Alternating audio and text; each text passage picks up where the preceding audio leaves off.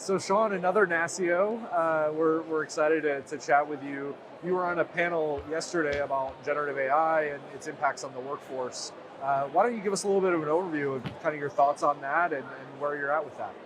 Well, workforce is a passion of mine, and every CIO really, because it's something that we're dealing with. Trying to retain the staff that we have, trying to bring in that younger generation, trying to upskill, the staff that we have. So that's something that we're very passionate about. And when we talk about generative AI, I mean, in your workforce in Georgia, what's the attitude? What's that outlook like for your team across the whole board when they look at something like AI? The attitude is once they got over the fear of AI taking their jobs, the attitude now is excitement, and that's a real problem for us. So we've got to be fast and slow at the same time. Fast enough not to be behind, but slow enough not to make critical security issues mistakes. So, but the sentiment there is excitement. If we tell them that it's going to enhance their job functions, and like, how? Tell me how. What can I do? So, what I've done with my staff is bring me use cases that'll help your job be more efficient. So they're doing that. So the sentiment all across my agency and the other agencies, they're excited about it. And so when you talk about helping them get over the fear of it taking over their jobs, I mean, how did you do that? What are those conversations like? I'm sure a lot of your peers are having and need to have similar conversations. Well, the first thing we did was I asked my team to set up a AI summit.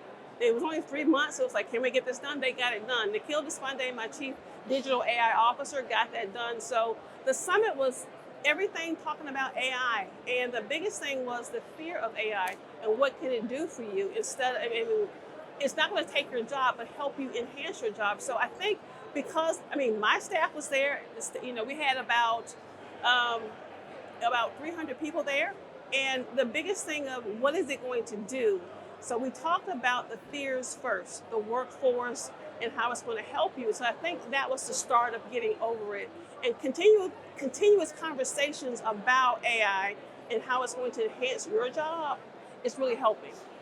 And so, one of the other things you said on that session yesterday that I thought was so essential is you talked about how the work that Georgia's done in the cloud space is kind of queuing it up and providing a great example for how to embrace AI. Can you talk a little bit about that? Yeah, you've got to train what you have. We can't compete with the private sector on resources. So therefore, we try to train what we have. So in the cloud space, we made sure that we work with our technical college system of Georgia to train our staff on cloud. Well, we're going to do the same thing with security and AI. Make sure we're getting them trained and upskilled.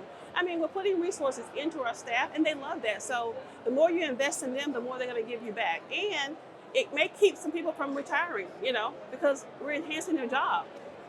And when you think about like a partnership with the Technical College of Georgia and the work that you've done so far on that, I mean, higher ed and state government collaboration, university, community college collaboration between higher ed, or between state government and the educational institutions is kind of vital, but it's been something that CIOs have kind of had trouble cracking that nut. I mean, what was that like for you in Georgia? It was a good partnership. We have Greg Dozier. He was in state government, and now he's a director there. He wants to partner with us. They've got the curriculum, they've got the students, we've got the jobs here. So let's partner and make this happen for Georgia. What we really want to do is get this information out to those students, whether they're going to college or not. We want to get them trained. We want to let them know what resources and what positions are available for them, and then get them into those positions. Whether they stay with us or not, as long as they stay in Georgia, that's what we want. We want to train the folks in Georgia and put them in public sector or private sector. But as long as they're working in Georgia, we'll build a strong workforce. And so, outside of generative AI, outside of workforce, outside of these partnerships that you're talking about, what else is top of mind in Georgia right now? What are you working on? Right now it's security, always security, but we're right now, the governor gave us funding to make sure we get the tool set that we have. Right now, GTA is over like 14 top agencies, the GETS program. We want to expand that to the full 88 executive branch. So we got funding from the governor.